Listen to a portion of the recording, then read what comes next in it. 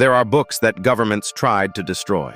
Books that were locked in vaults, burned in public squares, and banned from libraries, not because they contained lies, but because they contained too much truth. These aren't conspiracy theories. These are real books, written by philosophers, psychologists, and strategists. Books that expose the invisible machinery of power, manipulation, and control. Today, I'm going to reveal 7 forbidden books that the powerful never wanted ordinary people to read. Some of these books will change how you see every relationship in your life. Others will make you question everything you've been taught about society, authority, and trust. And the most dangerous one? It was written over 500 years ago, and it's still banned in prisons today. Why these books were suppressed. Before we begin, you need to understand something.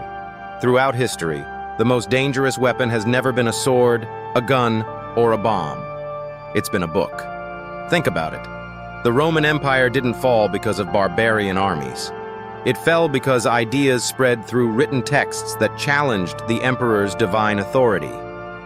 The French Revolution didn't start with a storming of the Bastille. It started with philosophers publishing forbidden ideas about human rights.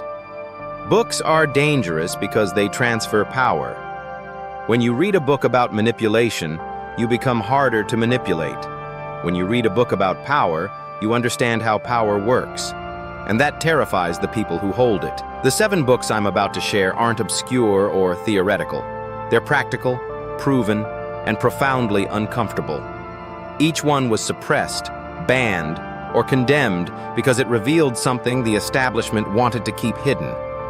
Let's start with the most infamous one, Book 1. The Prince.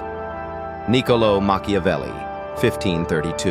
In 1513, a disgraced political advisor sat in exile outside Florence, Italy. He had been imprisoned, tortured, and stripped of everything. His name was Niccolò Machiavelli, and in that exile, he wrote the most dangerous political manual in human history. The Prince wasn't a book about morality. It was a book about reality. The brutal, unforgiving reality of how power actually works. The Catholic Church immediately banned it. Governments across Europe condemned it. For centuries, Machiavelli's name became a synonym for evil. But here's what they didn't want you to know. Every leader who condemned this book in public was reading it in private. So what did Machiavelli actually say that was so terrifying? He said this: "Everyone sees what you appear to be. Few experience what you really are." In one sentence, he shattered the illusion that leaders are what they seem. He argued that the most successful rulers throughout history were not the most moral. They were the most strategic. They knew when to be kind and when to be ruthless, when to keep promises and when to break them, when to show mercy and when to show force. But here's the part most people miss. Machiavelli wasn't teaching you to be evil. He was teaching you to recognize evil. He was pulling back the curtain on how the powerful think so that ordinary people could protect themselves. His most famous principle, "It is better to be feared than loved if you cannot be both," isn't advice for tyrants. It's a warning for everyone else. Because the person sitting across from you in a negotiation, in a boardroom, in a relationship, they might be operating by these rules. And if you don't know the rules, you've already lost. 500 years later, The Prince remains one of the most read and most banned books on earth. It's prohibited in most U.S. federal prisons, not because inmates might become political strategists, but because understanding power is the first step to refusing to be controlled by it. Machiavelli showed us how rulers think, but the next book on this list goes deeper, into the psychology of why you obey them without even realizing it. And when it was published, it nearly destroyed its author's career. Book 2, The Art of War. Sun Tzu, approximately 5th century BC. This book is over 2,500 years old. It was written by a Chinese military strategist named Sun Tzu, and it contains some of the most psychologically devastating principles ever committed to paper. Now, you might think a book about ancient warfare has nothing to do with your life. You'd be wrong. The Art of War isn't really about war. It's about conflict. And conflict is everywhere. In your career, your relationships, your negotiations, your daily interactions. Sun Tzu's most famous principle, the supreme art of war, is to subdue the enemy without fighting. Think about that. The greatest victory isn't winning a battle. It's making the battle unnecessary. And in modern life, the most powerful people in any room are the ones who win before the conversation even starts. Here's another principle that will change how you see manipulation. All warfare is based on deception. Sun Tzu argues that appearing strong when you are weak and weak when you are strong is the foundation of all strategy. Every time someone downplays their abilities, acts humble, or pretends not to care, they might be applying this principle. The reason this book was considered forbidden in various periods of Chinese history wasn't its military content. It was its psychological insight. Sun Tzu understood that the real battlefield is the mind. Control someone's perception, and you control the outcome before it begins. Today, the art of war is required reading at West Point, Harvard Business School, and virtually every intelligence agency on Earth. The irony? A book about deception became the most honest book ever written about how humans compete for power. Book 3, The 48 Laws of Power, Robert Greene, 1998. If Machiavelli wrote the original blueprint for power, Robert Greene wrote the modern update, and it's been causing controversy ever since. The 48 Laws of Power was published in 1998, and within years it became one of the most banned books in the American prison system. It's currently prohibited in most federal and state correctional facilities. Guards reported that inmates were using it as a literal playbook for manipulation. But here's what the censors don't tell you. The same book sits on the desks of CEOs, politicians, Hollywood producers, and military commanders. Jay-Z called it his favorite book. 50 Cent collaborated with Greene to write a sequel. It sold over 2 million copies worldwide. So what's inside this book that's so threatening? 48 principles of power, drawn from 3,000 years of history. Let me share just 3 that will permanently change your awareness. Law 6, court attention at all costs. Greene argues that being ignored is worse than being hated. In the modern attention economy, this law explains everything, from social media to politics to workplace dynamics. The person who controls attention controls power.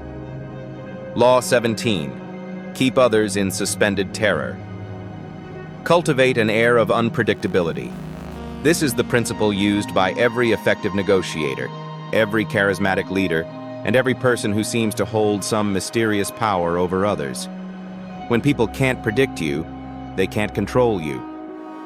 Law 33, discover each man's thumbscrew.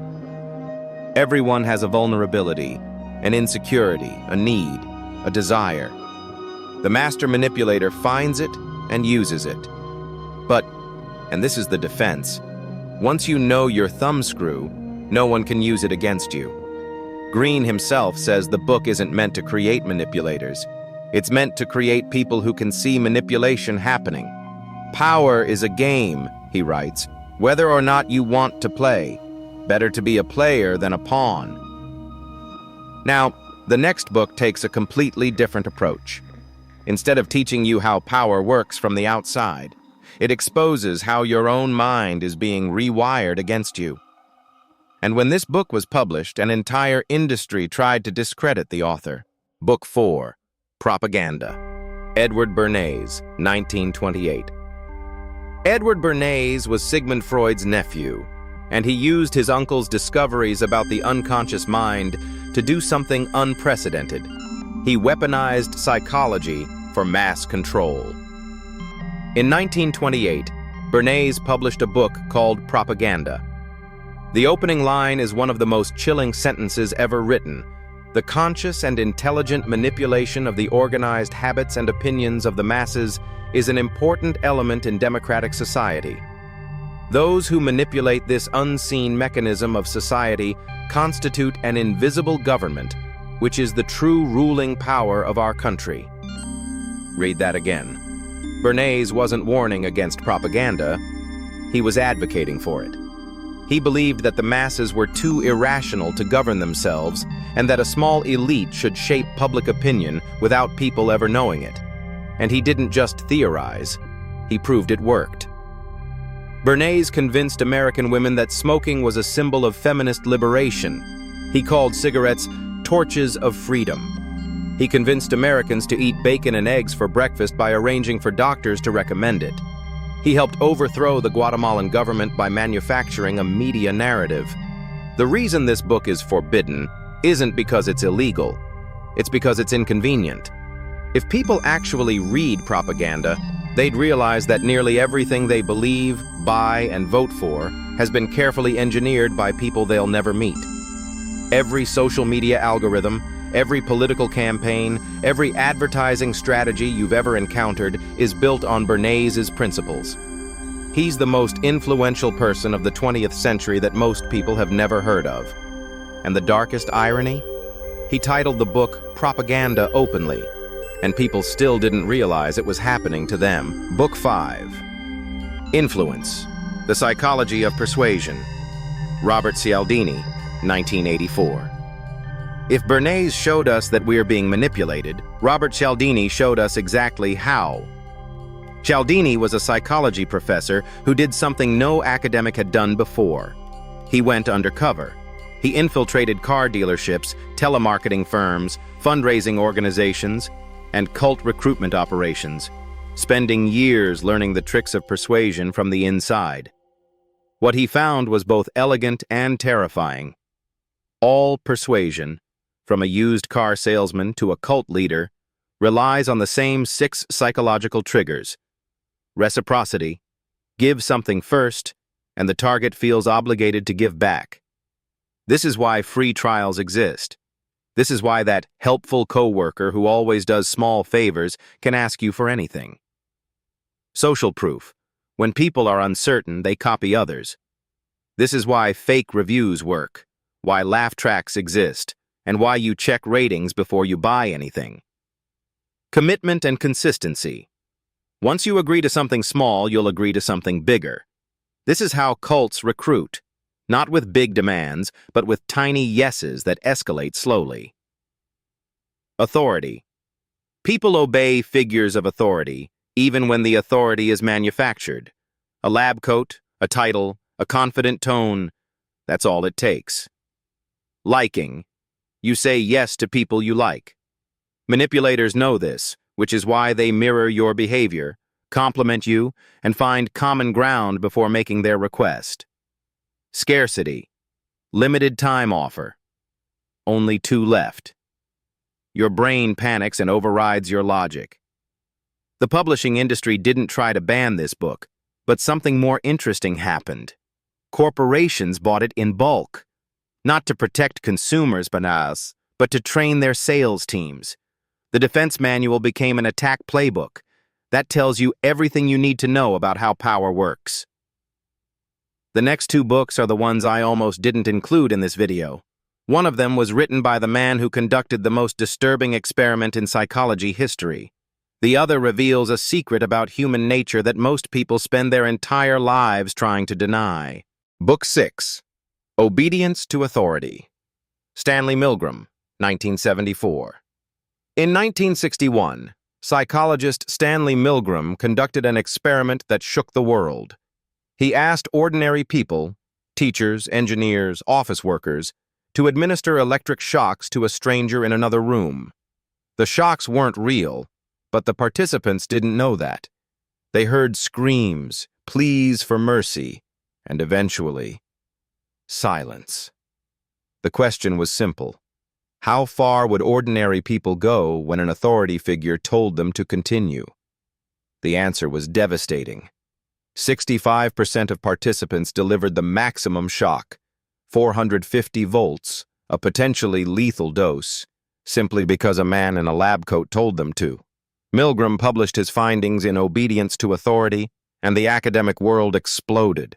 Some called it the most important psychology experiment ever conducted. Others called it unethical and tried to suppress it. Universities debated whether the findings should be taught at all. because the implications were so uncomfortable. What did Milgram prove? That evil doesn't require evil people. It requires ordinary people and an authority structure. The Holocaust wasn't carried out by psychopaths. It was carried out by bureaucrats who were just following orders. And Milgram proved that most of us would do the same. This is the book that answers the question we all secretly ask: would I have resisted? And the honest, data-driven answer is probably not. But here's why this book is ultimately empowering, not depressing. Milgram also found that resistance is possible. The participants who refused to continue all had one thing in common. They questioned the authorities' legitimacy. They didn't just feel uncomfortable. They said out loud, "I don't think this is right." Awareness of this tendency is your greatest protection. Once you understand that your brain is wired to obey, you can consciously choose when to follow and when to refuse. Book 7. The Crowd, A Study of the Popular Mind. Gustave Le Bon, 1895. The final book on this list is perhaps the most prophetic and the most suppressed. In 1895, French psychologist Gustave Le Bon published The Crowd, a book that claimed something scandalous: that when humans gather in groups, they become less intelligent, less moral, and more easily controlled. Le Bon argued that a crowd develops its own mind, a collective consciousness that is primitive, emotional, and irrational. The most educated, rational person in the world, when absorbed into a crowd, loses their individual judgment and becomes susceptible to suggestion, exaggeration, and manipulation. This book was read by every dictator of the 20th century. Hitler studied it. Mussolini called it a masterpiece. Propaganda ministers used it as a manual, and that's precisely why the establishment wanted to bury it. Not because Le Bon was wrong, but because he was right, and the wrong people were using his insights. But here's the twist most people miss. Le Bon's observations are more relevant today than they were in 1895. Social media has turned the entire world into a crowd. Twitter mobs, viral outrage, cancel culture, political tribalism, all of it follows the exact patterns Le Bon described over a century ago. He wrote, "The masses have never thirsted after truth. They turn aside from evidence that is not to their taste. Whoever can supply them with illusions is easily their master." That sentence was written before television, before the internet, before social media, and it describes our world with terrifying accuracy. This is the forbidden knowledge. You are not as rational as you think, and the groups you belong to are making you less rational, not more. The antidote isn't isolation, it's awareness. The person who understands crowd psychology can stand in the middle of a mob and think clearly. 7 books. 7 keys to understanding the invisible systems that control human behavior. Machiavelli showed us how leaders think. Sun Tzu showed us how strategists win. Robert Greene mapped the laws of power. Bernays revealed the machinery of mass manipulation. Cialdini decoded the psychology of persuasion. Milgram proved how easily we obey. And Le Bon warned us about the danger of crowds. These books aren't forbidden because they're wrong. They're forbidden because they work. And in a world where everyone is trying to manipulate you, your boss, your feed, your government, your algorithms, the most revolutionary act is simply to understand. If this video opened your eyes to something new, subscribe to this channel. Every week, we go deep into the books that reveal the truth about human psychology, power, and the hidden forces shaping your life. Tell me in the comments, which of these books have you read? And which one scares you the most? Knowledge isn't just power, it's protection. Until next time, read what they don't want you to read.